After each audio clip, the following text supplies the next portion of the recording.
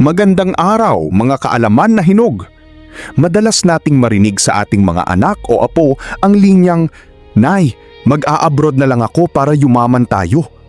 Ang akala kasi natin kapag kumikita na ng dolyar, pound o euro ay otomatiko nang magiging milyonaryo. Pero bilang isang doktor na madalas makakakwentuhan ang mga pasyenteng OFW at ang kanilang mga pamilya, alam ko ang tunay na kwento. Alam nyo ba na may mga bansa na napakalaki nga ng sahod? Pero pagdating ng katapusan ng buwan, halos wala ring natitira dahil sa sobrang taas ng cost of living at mga buwis? Hindi po lahat ng kumikita ng malaki ay may naiipon. Sa video na ito, iisa-isahin natin ang 10 bansa na mataas ang sahod pero ubos din sa gastos. At abangan ninyo ang pang-10 sa ating listahan dahil ito ang pinakamalala, ang ating sariling bansa. Pang-una sa ating listahan, Singapore. Napakalapit lang nito sa atin at paboritong puntahan ng mga profesional na Pilipino. Mataas ang sweldo sa Singapore at napakaganda ng kanilang ekonomiya. Pero alam niyo ba kung gaano kamahal ang tumira dito? Ang pag-upa pa lamang ng isang napakaliit na kwarto o bed space ay kayang umubos ng 30% ng sahod mo. Bukod pa rito, imposibleng bumili ng sariling sasakyan ang isang ordinaryong manggagawa doon. Bago ka makabili ng kotse, kailangan mo munang bumili ng lisensya na tinatawag na COE o Certificate of Entitlement na nagkakahalaga minsan ng higit 4 na milyong piso. Lisensya pa ng po yun, wala pa yung kotse. Kaya kahit malaki ang sahod, sa upa at pagkain pa lang, ubus na. Pangalawa sa ating listahan, United States of America. Ang sikat na American Dream. Oo, malaki ang kikitain mong dolyar, lalo na kung nasa California o New York ka. Pero alam nyo ba ang pinakamalaking kalaban doon? Ang bayad sa ospital at kalusugan. Bilang isang doktor, nakakalula ang presyo ng pagpapagamot doon. Kung wala kang health insurance at bigla kang inatake sa puso o na aksidente, ang isang gabi sa ospital ay kayang umubos ng milyon-milyong piso at pwede kang mabankrupt. Bukod pa dyan, mataas din ang state tax at federal tax na ikakaltas sa sahod mo bago mo pa ito matanggap. Kaya ang mga Pilipino doon, 2 o 3 ang trabaho para lang makasabay sa bayarin. Pangatlo sa ating listahan, Canada. Pangarap ng marami ngayon ang Canada dahil sa libreng pagpapagamot at magandang edukasyon. Pero may kapalit yan. Alam nyo ba na ang Canada ngayon ay nakakaranas ng matinding housing crisis? Sobrang mahal ng upa sa bahay at halos hindi na makabili ng sariling bahay ang mga ordinaryong mamamayan. Kumikita ka nga ng malaking Canadian dollars pero mahigit kalahati ng sahod mo ay pangbayad lang sa renta at kuryente dahil sa sobrang lamig ng tagyelo. Tapos, pagpunta mo sa grocery, magugulat ka na pati ang mga simpleng bilihin ay may mataas na sales tax. Kaya naman maraming Pinoy doon, imbes na mag-ipon ay naghihigpit ng sinturon.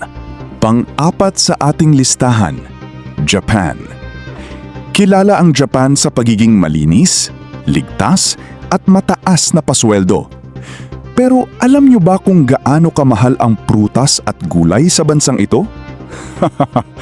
Kung dito sa atin ay 80 pesos ang pakwan, sa Japan, ang isang buong pakwan ay umaabot ng 350 pesos o kaya libu-libong piso.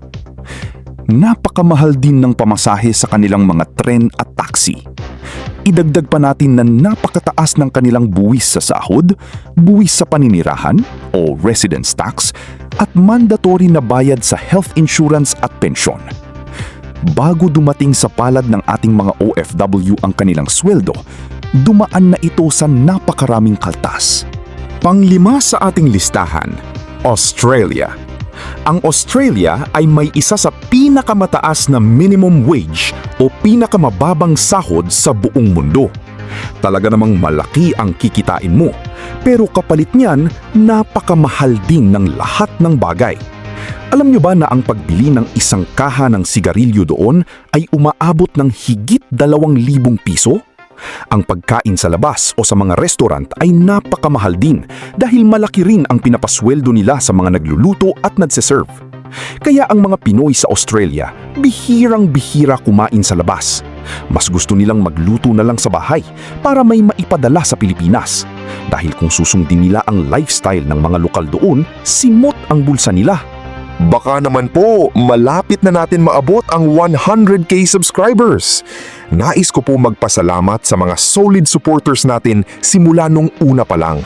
Maraming salamat po sa inyo. Pang-anim sa ating listahan, United Kingdom o London. Malaki ang palitan ng British Pound, pero naku, napakaraming nakatagong bayarin sa UK. Alam nyo ba na bukod sa napakataas na income tax, kailangan din nilang magbayad ng council tax buwan-buwan para sa pangongolekta ng basura at pag-aayos ng kalsada. At heto ang nakakatawa pero totoo, para makapanood ka ng TV sa bahay mo, kailangan mo magbayad ng TV license taon-taon. Kapag nalaman nilang may TV ka at hindi ka nagbayad ng lisensya, mumultahan ka ng malaki. Pagdating ng winter o taglamig, ang bayad sa heater o pampainit ng bahay ay sapat na para maubos ang kalahating buwang sahod mo. Ganun po kalala. Pang-pito sa ating listahan, Switzerland. Ito na marahil ang may pinakamataas na sahod sa buong Europe. Gustong-gusto ng mga Pinoy nurse dito. Pero alam nyo ba na ang Switzerland din ang itinuturing na isa sa pinakamahal na bansa sa buong mundo? Ang simpleng pagbili mo ng meal sa sikat na fast food chain doon ay aabutin ka ng halos 1,000 piso. Ang karne ng baka at manok ay parang ginto sa presyo. Kaya ang diskarte ng ibang manggagawa doon, tumatawid pa sila sa kabilang bansa gaya ng Germany o France para lang maggrocery dahil hindi nila kayang bilhin ang mga pagkain sa loob mismo ng Switzerland. Pangwalo sa ating listahan, South Korea. Kumikita ng daan-daang libong won ang mga fabrika workers at mga guro natin sa Korea. Pero kapag naghanap ka na ng mauupahang bahay o apartment, doon ka iiyak. Alam nyo ba na may sistema sila doon na tinatawag na Jonse? Imbis na magbayad ka lang ng buwanang upa, kailangan mong magbigay ng napakalaking deposit sa may-ari ng bahay na umaabot ng milyong-milyong piso. Kung wala kang ganong kalaking pera, mapipilitan kang umupa sa mga napakaliliit na kwarto o goshiwon na halos kama mo lang ang kasya. Mahal din ang karne ng baboy at baka. Kaya madalas ay puro gulay at kimchi na lang ang kinakain ng mga kababayan natin para makatipid. Pangsiyam sa ating listahan, United Arab Emirates o mas kilala bilang Dubai. Madalas ipagmalaki ng mga nagtatrabaho sa Dubai na tax-free o walang kaltas na buwis ang sahod nila. Totoo po iyon, buo mong makukuha ang sweldo mo. Pero binabawi naman ito ng gobyerno nila sa mga hidden fees. Alam nyo ba na ang pag-upa ng bahay sa Dubai ay madalas binabayaran sa pamamagitan ng 1 o 2 tseke lamang para sa buong taon? Kailangan mo ng malaking ipon para makapagrenta. Napakamahal din ng edukasyon o tuition fee para sa mga batang nag-aaral doon. Kaya maraming OFW ang napipilitang iuwi na lang sa Pilipinas ang kanilang mga anak. At kapag nagkamali ka sa batas trapiko, ang mga multa o fines nila ay kayang umubos ng 1 buwang sahod mo. At ang pang-10, ang pinakamalala, ang Pilipinas. O mas kilala bilang crocodile country. Akala nyo ba sa ibang bansa lang may ubos biyaya? Ang pinakamalala po ay dito sa sarili nating bansa. Bakit? Dahil sa ibang bansa, mataas nga ang gastos pero mataas din ang sahod. Dito sa Pilipinas, mababa na nga ang sahod pero ang presyo ng bilihin natin ay parang nasa first world country na. Alam nyo ba na lahat na lang sa atin ay may tax? Kumita ka sa trabaho, may withholding tax. Bumili ka ng sardinas at bigas sa grocery, may 12% VAT. Nagpa-load ka ng cellphone, may tax.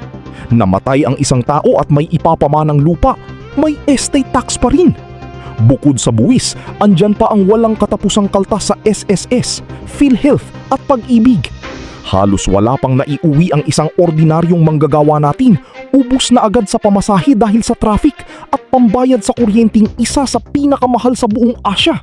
Hay naku. Mga kaalaman na hinog, ang aral dito ay simple lamang. Saan man tayo sa mundo, Kahit gaano pa kalaki ang ating kinikita, kung hindi tayo marunong mag-budget at magtipid, uubusin at uubusin ito ng mga gastusin. Kaya para sa ating mga magulang na may mga anak sa abroad, sana po ay mas maintindihan natin kung bakit minsan ay kapos din ang kanilang ipinapadala. Hindi po madali ang buhay nila doon. At para naman sa atin na nandito sa Pilipinas, pag-aralan nating maging wais at masinop.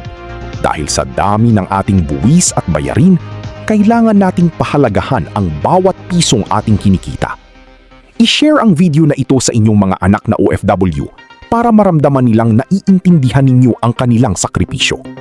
Maraming salamat po, ingat po palagi, at God bless po sa ating lahat.